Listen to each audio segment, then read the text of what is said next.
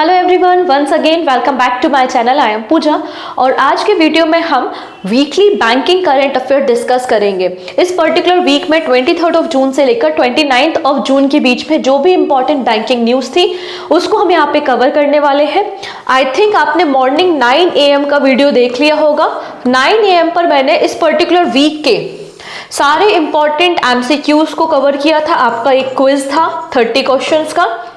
इसमें मैंने आपके important person in news, important awards in the news and top 10 headlines of the week ये सब डिस्कशन किया था मॉर्निंग 9 AM पे। आई थिंक आपने इसको देखा होगा। और अब हम यहाँ पर बैंकिंग से रिलेटेड जो भी न्यूज थी पर्टिकुलर वीक में वो हम डिस्कस करने वाले हैं। ठीक है, PDF कहाँ पर मिलेगी? तो PDF के लिए आप मेरा टेलीग्राम ज्वाइन कर सकते हैं। सिंपली सर्च भी कर सकते हैं पूजा जैन CA 247। तो यहाँ पर आपको मेरा टेलीग्राम मिल जाएगा जहाँ से आप free of cost easily PDF को डाउनलोड कर सकते हैं। तो आज का हमारा टॉपिक ऑफ डिस्कशन है banking news and it's related reports. जो भी बैंकिंग से रिलेटेड रिपोर्ट्स हैं वो भी हम यहाँ पर डिस्कस कर लेंगे। ऐसा नहीं है कि केवल और केवल बैंकिंग स्टूडेंट के लिए ये वीडियो इंपॉर्टेंट है। अगर आप किसी भी एग्जाम में अपियर होने वाले हैं आने वाले समय में, सभी में इकोनॉमिक्स की न्यूज़ भी आती है और थोड़े बहुत बैंकिंग के क्वेश्चंस भी आते हैं, तो सभी के लिए यूजफुल है। इसलिए आप अपने फ्रेंड्स के साथ इसको शेयर कर सकते हैं। पहली बार आए हैं तो चैनल को सब्सक्राइब कर लेंगे जिससे अपकमिंग क्लासेस के नोटिफिकेशन मिल सके। ओके है जी, स्टार्ट कर लें। तो सबसे पहला है अंकटाड। अंकटाड का फुल फॉर्म क्या होता है? एब्रिविएशन एग्जाम में पूछे जाते हैं, right. United nation trade and development UNCTAD ने रिसेंटली एक रिपोर्ट को पब्लिश किया है जिसमें इन्होंने FDI inflow and FDI outflow के बारे में बात की है। मतलब फॉरेन डायरेक्ट इन्वेस्टमेंट हमको किन किन देशों से रिसीव हुआ है और हमारा फॉरेन डायरेक्ट इन्वेस्टमेंट कितना रहा है 2023 में, ये बात इस रिपोर्ट में बताई गई है। तो सबसे पहली बात जो सबसे इंपॉर्टेंट है हमारे लिए कि 2023 में हमारी कंट्री में जो FDI आया है, फॉरेन डायरेक्ट इन्वेस्टमेंट, वो कितना है? $28 बिलियन है। ये डेटा आपको ऐसा का ऐसा ही याद रखना है कि अकॉर्डिंग टू द अंकटाड 2023 में FDI इनफ्लो कंट्री में कितना था? तो $28 बिलियन था, जो कि प्रीवियस ईयर के कंपैरिजन में 43% ड्रॉप हुआ है। अगर हम 2022 का डेटा लेते हैं तो 2022 में हमारी कंट्री में जो FDI आया था वो $48 बिलियन था और आप देखते हैं कि अब ये $28 बिलियन है, मतलब 43% का ड्रॉप हुआ है इंडिया में। ये तो इंडिया के बारे में बात हो गई। अगर हम बात करते हैं पूरे वर्ल्ड में जो FDI इनफ्लो हुआ है वो 2% ड्रॉप हुआ है। पूरे वर्ल्ड में 2% FDI ड्रॉप हुआ है इन द वर्ल्ड और इंडिया में 43% है अकॉर्डिंग टू द अंकटाड। ठीक है, इतनी चीजें। नेक्स्ट है इंडिया की रैंकिंग क्या हुई है? तो यहाँ पर FDI इनफ्लो के मामले में इंडिया 15th पोजीशन पे है और टोटल FDI इनफ्लो $28 बिलियन है इंडिया का। तो ये इंडिया की रैंकिंग है, याद रखना है। ठीक है, सबसे ज्यादा FDI अगर बात करते हैं तो सबसे ज्यादा जो FDI आया है या हाईएस्ट FDI कहाँ है? तो $311 बिलियन है USA का। तो USA को सबसे ज्यादा FDI मतलब फॉरेन डायरेक्ट इन्वेस्टमेंट मिला है विच इज $311 बिलियन। USA के बाद आपको China, then Singapore, then Hong Kong आपको मिल जाएगा और इंडिया 15th पोजीशन पे है रैंकिंग में। आप देख सकते हैं ये आर्टिकल है What is the rank of India in the UNCTAD report? So answer हो जाएगा इंडिया ने ड्रॉप किया है 7 रैंक और इसके अकॉर्डिंगली FDI रैंकिंग इंडिया की 15th पोजीशन पे आती है। इसको हम वर्ल्ड इन्वेस्टमेंट रैंकिंग बोलते हैं। सो वर्ल्ड इन्वेस्टमेंट रैंकिंग में इंडिया 15th पोजीशन पे है। $28 बिलियन यहाँ पर आपको देखने को मिलेगा FDI flow according to the United Nation conference of trade and development UNCTAD. ठीक है, तो ये रिपोर्ट आपको यहाँ पे समझ में आ गई। इंपॉर्टेंट पॉइंट्स से सारे के सारे आपको याद रखने हैं। ठीक, अब इसके अलावा इंटरनेशनल प्रोजेक्ट, तो हर एक कंट्री बहुत सारे प्रोजेक्ट को रन करती है। ठीक है, और हम कई बार दूसरे देशों के प्रोजेक्ट को भी तो रन करते हैं कि हम बांग्लादेश में किसी पोर्ट को काम करने लगे, सितवे पोर्ट में हम काम करने लगे म्यांमार में, तो हम भी तो इंटरनेशनल प्रोजेक्ट को रन करते ही हैं। तो यहाँ पर बात करते हैं the country ranked second in the international project deal. तो इंडिया इंटरनेशनल प्रोजेक्ट डील में सेकेंड नंबर पे है एंड फर्स्ट नंबर पे मिल जाएगा USA टोटल 334 इंटरनेशनल प्रोजेक्ट को डील किया था 2023 में और इंडिया ने टोटल 163 इंटरनेशनल प्रोजेक्ट्स को डील किया था इन 2023। तो इंडिया सेकेंड पोजीशन पे था। In terms of greenfield project, तो ग्रीनफील्ड प्रोजेक्ट के मामले में इंडिया 4th पोजीशन पे है, ठीक है, इंडिया 4th पोजीशन पे है। पहले नंबर पे आप देखेंगे USA, then UAE, then UK आपको मिल जाएगा, और इंडिया ग्रीनफील्ड प्रोजेक्ट में 4th पोजीशन पे आपको देखने को मिल जाएगा। डन इतनी चीजें। ये तो हो गया इनफ्लो के बारे में, मतलब कहां कहां से अलग अलग देशों से भारत में एफडीआई आया है। तो हमने देख लिया इनफ्लो में इंडिया 15th पोजीशन पे है, और हमने जो टोटल एफडीआई रिसीव किया है वो 28 बिलियन डॉलर है। लेकिन अब यहाँ पर इंडिया के लोग भी तो अलग अलग देशों में इन्वेस्ट करते हैं, तो अब हम आउटफ्लो के बारे में देख लेते हैं। एफडीआई आउटफ्लो के मामले में इंडिया 20th पोजीशन पे है। किस रैंक पे है? इंडिया 20th पोजीशन पे मिल जाएगा इन 2023। और कितना आउटफ्लो हुआ है? तो 15 बिलियन डॉलर, 15 बिलियन डॉलर का आउटफ्लो है। तो ये दोनों डेटा आपको याद रखना है, ये वर्ल्ड इन्वेस्टमेंट रैंकिंग आपको याद रखनी है, इंपॉर्टेंट डेटा है। आई थिंक ये पूरी बात समझ में आ गई होगी। यू कैन सी इंडिया की पोजीशन 15th, इनफ्लो में 28 बिलियन डॉलर एफडीआई रिसीव हुआ है। टॉप है USA 311 billion dollar, then China, Singapore, Hong Kong and so on. ठीक, इस रिपोर्ट को किसने रिलीज किया था? तो आंसर था हमारा अंकटाड, मतलब United nation trade and development, और एक परमानेंट ऑर्गेनाइजेशन है ये यूनाइटेड नेशन का, जो प्रमोट करता है ट्रेड को, investment and development of the developing countries. इसका फॉर्मेशन 1964 में हुआ था, जेनेवा में इसका हेडक्वार्टर आपको मिल जाएगा। अब एवरी ईयर अंकटाड काफी सारी रिपोर्ट्स पब्लिश करता है। वर्ल्ड इन्वेस्टमेंट रिपोर्ट अभी हमने देख ली है। इंडिया 15th पोजीशन और 20th पोजीशन याद रखना है, ये आपका इनफ्लो, ये आपका आउटफ्लो, ठीक है। यहाँ पर 28 बिलियन डॉलर और यहाँ पर 15 बिलियन डॉलर, ठीक। इसके अलावा trade and development report, digital economy report, review of maritime transport, technology and innovation report, commodities and development report and least develop countries report, ये सभी की सभी रिपोर्ट अंकटाड रिलीज करता है। चलिए अब वर्ल्ड बैंक का डेटा भी देख ही लेते हैं लगे हाथ। ओके, हमको पता है ये इंटरनेशनल ऑर्गेनाइजेशन है वर्ल्ड बैंक, और इंपॉर्टेंट है आपके एग्जाम पॉइंट ऑफ व्यू से, क्योंकि आपके सिलेबस का पार्ट होता है इंटरनेशनल ऑर्गेनाइजेशन, ठीक है। सो एक लेटेस्ट रिपोर्ट पब्लिश की है वर्ल्ड बैंक ने, और रिपोर्ट का टाइटल है माइग्रेशन एंड डेवलपमेंट ब्रीफ। ये वर्ल्ड बैंक की रिपोर्ट है, जिसमें इन्होंने रेमिटेंस के बारे में बात की है कि प्रीवियस ईयर में भारत को कितना रेमिटेंस मिला था, इस साल कितना रेमिटेंस एक्सपेक्टेड है, और नेक्स्ट ईयर कितना रेमिटेंस मिल सकता है। रेमिटेंस क्या होता है? तो जो अलग अलग देशों में इंडियंस रहते हैं, वो अपने देश इंडिया में अपने घरों में जो पैसा भेजते हैं उसको ही तो हम रेमिटेंस बोलते हैं, राइट। तो यहाँ पर देखा गया है कि 2023 में 2023 में इंडिया को total 120 billion dollar remittance receive हुआ था, ठीक है। अब यहाँ पे 2024 में एक्सपेक्टेड है कि इंडिया को 124 बिलियन डॉलर रेमिटेंस रिसीव होगा, एंड 2025 में एक्सपेक्टेड है कि इंडिया को 129 बिलियन डॉलर रेमिटेंस रिसीव होगा according to the World Bank. तो ये आपको तीनों ईयर्स याद रखने हैं, ठीक है। डन इतनी चीजें। अब इस रिपोर्ट पे भी डिस्कशन हम करेंगे। वेट, सबसे पहले 124 billion dollar in 2024 and 129 billion dollar in 2025 ये इंडिया का रेमिटेंस होगा। 2023 में इंडिया को 120 बिलियन डॉलर मिला था, और ये हाईएस्ट था, मतलब इंडिया टॉप किया था इंडिया ने रेमिटेंस रिसिप्ट करने के मामले में 2023 में। ओके है। अब बात करते हैं माइग्रेशन एंड डेवलपमेंट ब्रीफ के बारे में। पब्लिश करता है world bank twice a year, एक साल में 2 बार इस रिपोर्ट को रिलीज किया जाता है बाय द वर्ल्ड बैंक। तो largest recipient of the remittance in the world 2023 में कौन था? तो इंडिया था। इंडिया में हमने देख लिया 120 बिलियन डॉलर। इंडिया के बाद सेकेंड नंबर पर Mexico 66 billion dollar, then China, Philippines and Pakistan.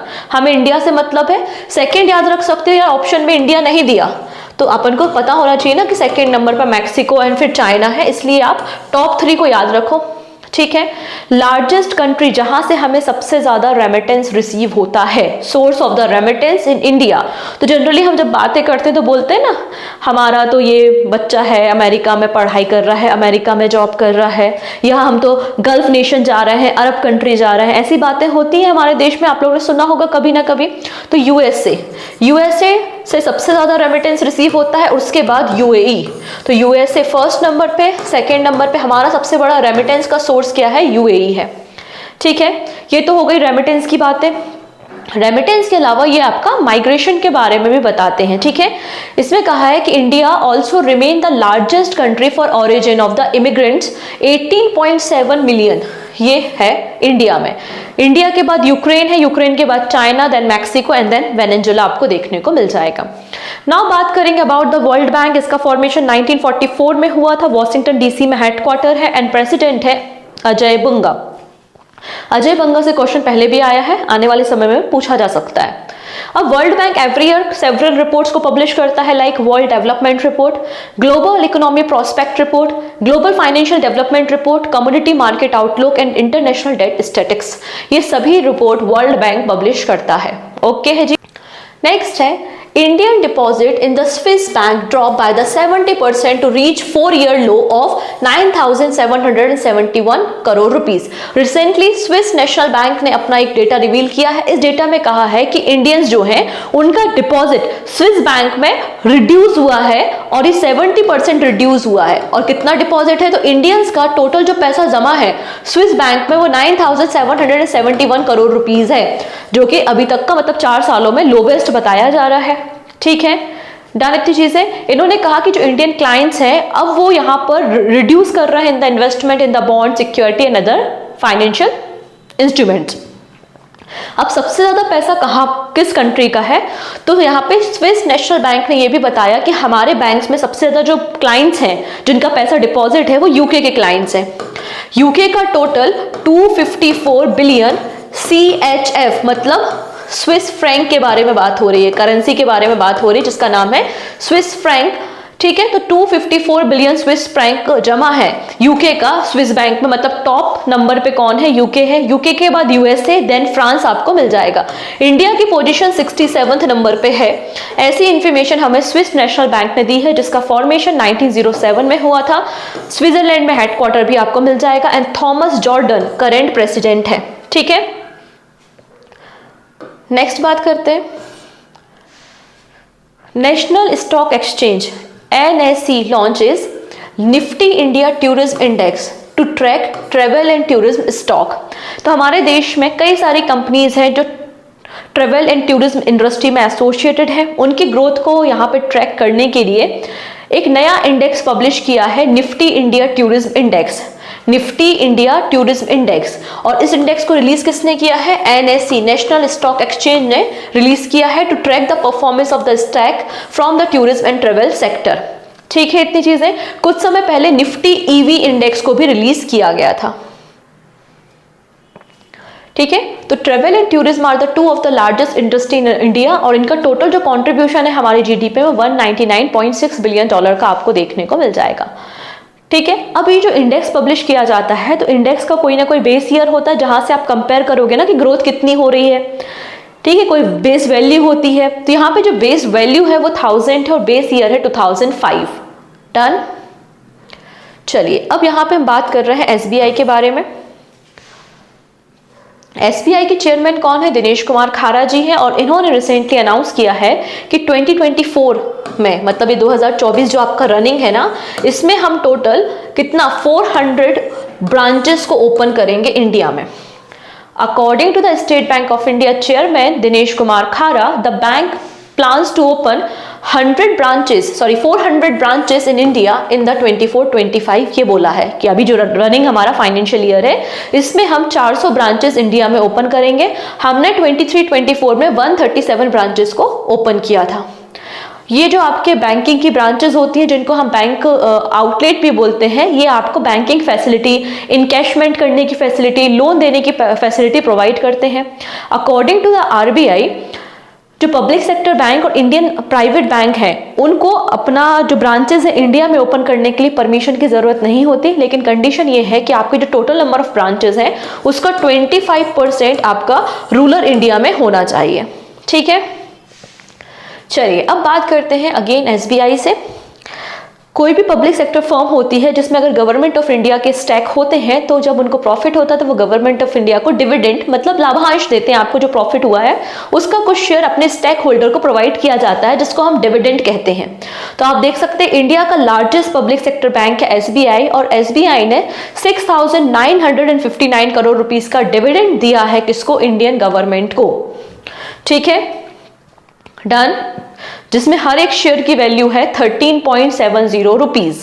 तो याद रखना है, टोटल अमाउंट आपको याद रखना है कि एसबीआई ने 6,959 करोड़ रुपीस का डिविडेंड दिया है गवर्नमेंट को। इसके अलावा बैंक ऑफ महाराष्ट्र, तो बैंक ऑफ महाराष्ट्र में भी 86% शेयर आपको देखने को मिलेंगे गवर्नमेंट ऑफ इंडिया के। अगेन ये पब्लिक सेक्टर बैंक है हमारा, और इन्होंने भी 857 करोड़ रुपीस डिविडेंड दिया है मिनिस्ट्री ऑफ फाइनेंस को, मतलब निर्मला सीतारमण जी को। ठीक है, आप देखेंगे निधु सक्सेना आपको बैंक ऑफ महाराष्ट्र के मैनेजिंग डायरेक्टर देखने को मिल जाएंगे, वहीं एग्जीक्यूटिव डायरेक्टर है आशीष पांडे। ठीक है, इतनी चीजें, बस इतना ही डेटा आपको याद रखना है। नेक्स्ट है PSL, मतलब प्रायोरिटी सेक्टर लैंडिंग।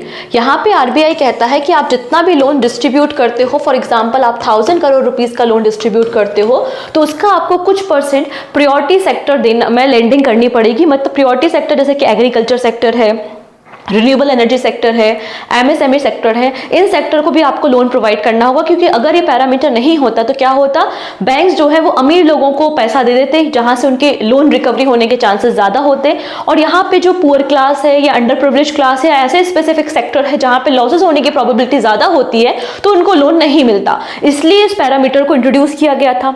तो आरबीआई ने कुछ डेटा को रिवाइज किया है। क्या कहा है? RBI recently revised its priority sector guidelines to encourage banks to provide small loans in the economically disadvantaged district with a low average loan size। तो यहाँ पे बोला गया है ऐसी डिस्ट्रिक्ट जो कि इकोनॉमिकली बैकवर्ड है, आप उनको भी स्मॉल साइज के लोन प्रोवाइड करोगे under the PSL। Actually PSL का कोई क्राइटेरिया नहीं होता। ये जो आपकी प्रायोरिटी सेक्टर लैंडिंग है ना, इसमें कौन कौन सी कैटेगरी होंगी, कौन कौन से सेक्टर्स को कवर किया जाएगा, समय समय पे आरबीआई अपनी गाइडलाइन से इनको ऐड ऑन करता जाता है। ठीक है, इसलिए ऐसा कुछ लिखा नहीं, जैसे कि कॉन्स्टिट्यूशन में कहीं लिखा नहीं है ना कि बेसिक स्ट्रक्चर क्या है हमारे कॉन्स्टिट्यूशन का, समय समय पे सुप्रीम कोर्ट डिफाइन करता है, उसी तरीके से आरबीआई का भी काम है। ठीक है, इतनी चीजें। तो यहाँ पे अगर आप फिर भी सेक्टर्स देखना चाहो, क्योंकि अभी जो सीपीओ एसएससी सीपीओ का जो क्वेश्चन आया था ना, तो एसएससी सीपीओ में एक क्वेश्चन आपको यहाँ से PSL से देखने को मिला था, इसलिए कि इंपॉर्टेंट है ये। कैटेगरी कौन कौन सी आप देख सकते हो, एग्रीकल्चर है, MSME, export credit, education, housing, social infrastructure, renewable energy and other. Done. इसमें क्या बोला जाता है कि जो आपके डोमेस्टिक शेड्यूल कमर्शियल बैंक और फॉरेन बैंक्स हैं, जिनकी ब्रांचेस 20 ब्रांचेस या उससे ज्यादा ब्रांचेस हैं, तो वो अपने टोटल लोन का 40% PSL में देंगे। ठीक है, नेक्स्ट होता है आपके जो फॉरेन बैंक्स हैं, जिनकी टोटल नंबर ऑफ ब्रांचेस 20 से लेस देन है, वो भी अपना 40% जो है वो PSL में देंगी। ठीक है, लेकिन यहाँ पे बोला है कि up to 32% can be in the form of lending to the export और not less than 8% can be any other priority sector. आपके जो RRBs और स्मॉल फाइनेंस बैंक है वो 75% यहाँ पे PSL को लोन प्रोवाइड करेंगे। इसके अलावा जो प्राइमरी कोऑपरेटिव बैंक्स है वो भी 40% यहाँ पे लोन प्रोवाइड करेंगे PSL सेक्टर को। ठीक है, इतनी चीजें। चलिए अब बात करते हैं के शेप्ड रिकवरी के बारे में। जरा सोचिए, ये हमारी इकोनॉमी है, फिर क्या हुआ, अचानक से कोविड आया, हमारी इकोनॉमी में डाउनफॉल हुआ। जैसे ही कोविड हटा, ये कोविड गया, लॉकडाउन हटा, और वैसे ही हमारी इकोनॉमी ग्रोथ करने लगी। ये क्या बन गया आपका वी शेप। इसको हम वी शेप रिकवरी कहते हैं, जो कि सबसे best form of the recovery है। Best form of the recovery V shape होता है। वहीं एल शेप या आई शेप जो होती है वो आपकी एक कह सकते हैं lowest form of the recovery कहलाती है। अभी यहाँ पे HSBC बैंक मतलब Hong Kong and Shanghai banking corporation ने क्या कहा है कि इंडिया में जो इन्फ्लेशन है वो आपको के शेप्ड रिकवरी के कारण है, और स्पेशली इसका जो इम्पैक्ट पड़ रहा है वो आपके रूरल इंडिया में पड़ रहा है। तो के शेप रिकवरी क्या होती है, तो यहाँ पे जब रिसेशन या डाउनफॉल के बाद जब हमारी इकोनॉमी रिकवर होती है, ग्रोथ करती है, तो ग्रोथ कैसे हो रही है, कुछ स्पेसिफिक सेक्टर जैसे कि ट्रेड वगैरह हो गया या सर्विसेज सेक्टर हो गया, उसमें ग्रोथ हो रही है, और कुछ अदर सेक्टर है जिनमें ग्रोथ नहीं हो रही है। ठीक है, तो इसे हम क्या कहते हैं, इसे हम के शेप्ड रिकवरी कहते हैं। तो K shaped recovery refer to the situation where some sector of the economy revive after a slowdown और the recession while other don't. तो यहाँ पर जो आपका रूरल इंडिया है या रूरल एरिया है वो सबसे ज्यादा सफर कर रहा है बिकॉज ऑफ द के शेप्ड रिकवरी। ऐसा हमको HSBC बैंक ने कहा है अबाउट द इंडिया और इंडिया के इन्फ्लेशन के बारे में। नेक्स्ट है HDFC बैंक। सो HDFC बैंक ने एक नया फीचर लॉन्च किया है, डिजिटल इन्वेस्टमेंट प्लेटफॉर्म, जिसका नाम है स्मार्ट वेल्थ। ठीक है, यहाँ पर लोगों के पास पैसा है, लोगों को इन्वेस्ट करना है, उनको अब राइट प्लान समझ में नहीं आ रहा है किस तरीके से इन्वेस्ट करें, तो यहाँ पे इसलिए डिजिटल इन्वेस्टमेंट प्लेटफॉर्म को लॉन्च किया है HDFC बैंक ने, जिसका नाम है smart wealth, to take wealth services to every Indian and make investment simple and transparent. इसमें क्या होगा, इसमें कोई भी इन्वेस्टर है अपने माइंड में पहले स्ट्रेटजी बना सकता है, फिर अपने पोर्टफोलियो को डिसाइड कर सकता है कि इसको किस सेगमेंट में इन्वेस्ट करना है, राइट डिसीजन ले सकता है, कभी भी किसी भी समय अपने पोर्टफोलियो को पर्सनलाइज कर सकता है, स्टॉप कर सकता है, मॉडिफाई कर सकता है, और इसके लिए वो एक स्मार्ट जार क्रिएट करेगा। एक स्मार्ट जार क्रिएट किया जिसमें कहाँ कहाँ इसको इन्वेस्ट किया, उसने माइंड मैपिंग किया, इन्वेस्टमेंट करना शुरू किया, इस कंपनी को हटाना है, दूसरी कंपनी को इंसर्ट करना है, पूरे के पूरे पोर्टफोलियो को मॉडिफाई करना है, स्टॉप करना है, वो सारी चीजें यहाँ पे की जा सकती हैं यूजिंग द स्मार्ट वेल्थ, जो कि HDFC बैंक ने एक digital investment platform basically launch किया है। HDFC बैंक का फॉर्मेशन 1994 में हुआ था और हसमुख भाई पारिक इसके फाउंडर है, हेडक्वार्टर मुंबई में है। अभी जो MD एंड CEO है वो शशिधर जगदीशन है, चेयरमैन अतानु चक्रवर्ती है, एंड टैगलाइन है we understand your world. Similar ICICI bank के बारे में बात करें तो ICICI बैंक का अपना एक मोबाइल एप्लीकेशन होता है जिसका नाम है आई मोबाइल पे। डेफिनेटली आपने टीवी में कई बार ऐड देखी होगी। तो इन्होंने अपने आई मोबाइल पे में एक नया फीचर लॉन्च किया है जिसका नाम है स्मार्ट लॉक। स्मार्ट लॉक की मदद से हमारे जो भी बैंकिंग हम सर्विसेज लेते हैं, जैसे कि UPI ट्रांजैक्शन के लिए हो गया, हमारा बैंक अकाउंट है, क्रेडिट कार्ड है, डेबिट कार्ड है, उनको आप सिंगल क्लिक से लॉक एंड अनलॉक कर सकते हो। आप चाहते हो कि मैं अपने डेबिट कार्ड को लॉक कर दूं तो आप लॉक कर सकते हो, आप चाहते हो कि मैं अनलॉक कर दूं तो आप अनलॉक कर सकते हो। तो ये स्मार्ट लॉक का फीचर है और स्मार्ट लॉक आई मोबाइल पे को भी लॉक एंड अनलॉक कर सकता है। तो ICICI bank has launch a smart lock, a Nobel safety features that lets user lock and unlock several banking services at once without contacting customer support by a phone or mobile। ये इसका feature है। ICICI bank का formation 1994 में हुआ था, मुंबई महाराष्ट्र में head office इसका मिल जाएगा। इसके अलावा इसके जो CEO हैं उनका नाम है संदीप बाक्षी। डन इतनी चीजें। चलिए अब यहाँ पे हेनले एंड पार्टनर्स ने एक रिपोर्ट पब्लिश की है जिसका नाम है Henley private wealth migration report 2024।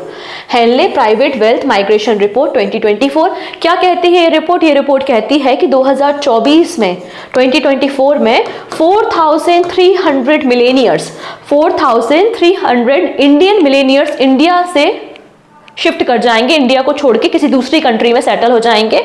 और इंडियंस मिलेनियर जो हैं उनकी जो प्राइम डेस्टिनेशन है, जो सबसे ज़्यादा वो प्रेफर कर रहे हैं, वो आपका UAE है, ऐसा इस रिपोर्ट में कहा गया। तो 4,300 Indian millionaires are expected to leave the country in 2024। India ranks third in the term of migration of the millionaires. तो इंडिया थर्ड पोजीशन पे आता है चाइना एंड UK के बाद। चाइना फर्स्ट नंबर पे, UK सेकंड नंबर पे और India third number पे आता है जहां से मिलेनियर्स कंट्री को छोड़ के जा रहे हैं। 2024 में कहा गया है कि लगभग 1,28,000 मिलेनियर्स जो है वो अपनी अपनी कंट्री को छोड़कर दूसरी कंट्री में सेटल हो जाएंगे, जिनमें से इंडिया का कितना है 4,300 है। ठीक है, ये बात कही है। और सभी देशों के लिए जो टॉप यहाँ पे डेस्टिनेशन है वो UAE है। इंडिया के ही नहीं, पूरे वर्ल्ड के ही जो मिलेनियर्स हैं वो UAE में जाके सेटल होना चाहते हैं। प्रीवियस ईयर के कंपैरिजन में ये डेटा थोड़ा सा लोअर है। 2023 में हमारे देश से 6,500 मिलेनियर्स इंडिया से बाहर चले गए थे और दूसरी कंट्री में सेटअप हो गए थे, और 2024 में एस्टिमेट किया गया है ये डेटा 4,300 का। ठीक है, इंडिया रैंक करता है third in the terms of migration of the millionaires. First number पे चाइना एंड सेकेंड नंबर पे UK आपको देखने को मिल जाएगा। डन इतनी चीजें। चलिए अब यहाँ पर NSO का एक डेटा रिवील हुआ है, एक NSO ने रिपोर्ट पब्लिश की है, उसके कुछ की फीचर्स को हम डिस्कस करेंगे। रिपोर्ट का नाम है statistical report on value of output from the agriculture and the allied sector. 2011-12 से कंपेयर किया है 22-23 के डेटा को कि हमारे जो एग्रीकल्चर सेक्टर है, लाइफ स्टॉक है, फॉरेस्ट्री है या फिशरी सेक्टर में कितना ग्रोथ हमारी कंट्री में हुआ है। ये बात यहाँ पे कंपेयर की गई है 2011-12 के डेटा से 2022-23 के डेटा को। इस डेटा को किसने रिवील किया है? तो आंसर हो जाएगा नेशनल स्टैटिकल ऑफिस, जो कि वर्क करता है ministry of statics and programme implementation के अंदर। उन्होंने इस डेटा को रिवील किया है। ठीक है, सबसे पहली बात इन्होंने क्या कहा है कि जो एग्रीकल्चर एंड अलाइड सेक्टर है, मतलब ये जो चारों सेक्टर है, इन चारों सेक्टर का जो हमारे कंट्रीब्यूशन है जीबीए में, मतलब ग्रॉस वैल्यू एडेड में, ये 18.2% है। पहली चीज इन्होंने ये कही। अब अगर चारों सेक्टर की बात करते हैं तो 3 sector fishing, forestry and live stock में इंक्रीमेंट देखा गया, लेकिन आपका जो क्रॉप सेक्टर है ये आपका डिक्लाइन हुआ है according to this report. Crop sector जो है वो 2011-12 में 62% था और 22-23 में ये डेटा कितना हो चुका है, तो 54% है। तो आप देख सकते हैं यहाँ पे डिक्लाइन हुआ है। ठीक है, लाइव स्टॉक इंक्रीज हुआ है 25 से इंक्रीज होकर 30 हो गया है। फॉरेस्ट्री इंक्रीज हुई है 7.8 से 7.9। फिशिंग एंड एक्वाकल्चर इंक्रीज हुआ है 4.2 से 6.9। केवल क्रॉप सेक्टर है जो रिड्यूस हुआ है अकॉर्डिंग टू दिस रिपोर्ट। अगर हम क्रॉप के बारे में बात करें तो क्रॉप के अंदर आपको कई सारे सब सेक्टर्स देखने को मिलते हैं। ठीक है, और जिसमें cereal and fruit and vegetable का कंट्रीब्यूशन सबसे ज्यादा है 55%। तो 55% जो कंट्रीब्यूशन है वो सेरल्स का है एंड फ्रूट एंड वेजिटेबल्स का है। सेरल्स के मामले में टॉप पर है UP and fruit and vegetable के टॉप पर कौन है, वेस्ट बंगाल है। ठीक है, इसके अलावा बॉटम पे, सेरल्स में बॉटम पे कौन है, लक्षद्वीप है। डन, इतनी चीजें। शुगर केन पे टॉप पर कौन है, यूपी शुगर केन पे टॉप पर है। इसके अलावा अगर हम पल्सेस की बात करते हैं तो पल्सेस में टॉप पर है MP, Madhya Pradesh, according to this data. अगर हम लाइफ स्टॉक के बारे में बात करते हैं तो लाइफ स्टॉक इंक्रीज हुआ है। 2011-12 में ये 487,000 करोड़ रुपीस था, जो 22-23 में 878,000 करोड़ रुपीस हो गया है। सबसे ज्यादा जो कंट्रीब्यूशन है वो मिल्क सेक्टर का आपको मिलेगा, which is 66%। And Rajasthan top पर है, राजस्थान के बाद उत्तर प्रदेश आपको मिल जाएगा। ठीक है, राजस्थान एंड देन उत्तर प्रदेश। फिर थर्ड नंबर पे तमिलनाडु भी याद रख सकते हैं। लोवेस्ट कौन सा है, तो गोवा आपको लोवेस्ट मिल जाएगा। फॉरेस्ट्री की बात करते हैं तो फॉरेस्ट्री भी ग्रो हुई है, 149,000 करोड़ रुपीस से ग्रो होकर 223,000 करोड़ रुपीस हो गई है। टॉप स्टेट है Maharashtra, then Rajasthan and Uttar Pradesh. Fishing के बारे में बात करते हैं तो फिशिंग सेक्टर भी इंक्रीज हुआ है 80,000 करोड़ से 195,000 crore rupees. And Andhra Pradesh top पर है एंड अरुणाचल प्रदेश आपके लोवेस्ट पे है। तो ये कुछ इंपॉर्टेंट डेटा था। पल्सेस में एमपी है, गुजरात राजस्थान, ऑयल सीड्स में है Uttar Pradesh, sugar cane and cereals में है, फिशिंग में आपको आंध्र प्रदेश देखने को मिल जाएगा। ये डेटा आपको याद रखना है, यहाँ से क्वेश्चन बन सकते हैं आने वाले एग्जाम में, और बनते भी हैं। ठीक है, ऐसे क्वेश्चन आप जनरली स्टेट एग्जाम में बहुत ज्यादा पूछे जाते हैं। तो चलिए देख लेते हैं रिसेंटली वर्ल्ड इन्वेस्टमेंट डेटा या रिपोर्ट किसने पब्लिश की, तो हमने देखा है अंगटाट की ये रिपोर्ट थी। ऑप्शन बी बिल्कुल करेक्ट हो जाएगा, और ये डेटा भी मैंने डिस्कस आपके साथ किया हुआ है। ठीक है, नेक्स्ट है कर्नाटका विकास ग्रामीण बैंक को रिसेंटली नेशनल अवार्ड मिला है for significant enrolment under the Atal Pension Yojana by the Pension Fund Regulatory and Development Authority. पूछा जा रहा है कि कर्नाटका विकास ग्रामीण बैंक जो कि एक आरआरबी है, इसका स्पॉन्सर बैंक कौन सा है, तो आंसर हो जाएगा कैनरा बैंक। ऑप्शन डी, अटल पेंशन योजना 2015 में लॉन्च की गई थी, 2015 की स्कीम है। According to the S&P FY25 में भारत की जीडीपी ग्रोथ क्या रहेगी, तो FY25 में भारत की जीडीपी ग्रोथ आपको 6.8% देखने को मिलेगी। तो याद रखना है FY25, देन 26, देन 27, तीनों के लिए इन्होंने जीडीपी फोरकास्ट की है 6.8, 6.9 एंड 7। ठीक है, अनुज त्यागी रिसेंटली न्यूज में थे और ये किस जनरल इंश्योरेंस कंपनी के MD एंड CEO बन गए हैं, आंसर हो जाएगा HDFC ERGO general insurance, option C. Next है वो कौन सी जनरल इंश्योरेंस कंपनी है जिन्होंने कैशलेस क्लेम प्रोवाइड किया है 8 करोड़ रुपीस का for over 8,000 hospital admission under the Ayushman Bharat Pradhan Mantri Jan Arogya Yojana in the union territory Dadra Nagar Haveli and Daman and Diu. तो आयुष्मान भारत प्रधानमंत्री जन आरोग्य योजना के अंदर जो कैशलेस आपकी फैसिलिटी होती है, हॉस्पिटल सर्विसेज प्रोवाइड की जाती हैं, तो 8 करोड़ रुपए की 4 सालों में सर्विसेज प्रोवाइड की हैं। किसने की है ये, यूनिवर्सल सोम्पो जनरल इंश्योरेंस ने, मतलब option number D is the right answer. According to the World Bank report, India has received how much remittance in 2023? So answer is $120 billion. And next year मतलब 2024 में कितना expect किया गया है, $124 billion expected है। National council of applied economic research के accordingly FY25 में India का जीडीपी ग्रोथ कितना रहेगा, 7.5।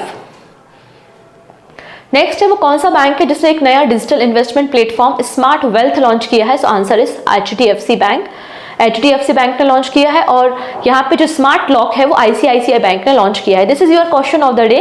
अभी हमने जो recently statistical report on the value of output from agriculture and allied sector discuss किया है, इसके रिगार्डिंग आपको 4 स्टेटमेंट है, आपको इनकरेक्ट स्टेटमेंट आइडेंटिफाई करना है। ठीक है, 4 ऑप्शन है, जो भी गलत आंसर है आप मुझे कमेंट सेक्शन में बता सकते हैं। डन इतनी चीज़ें।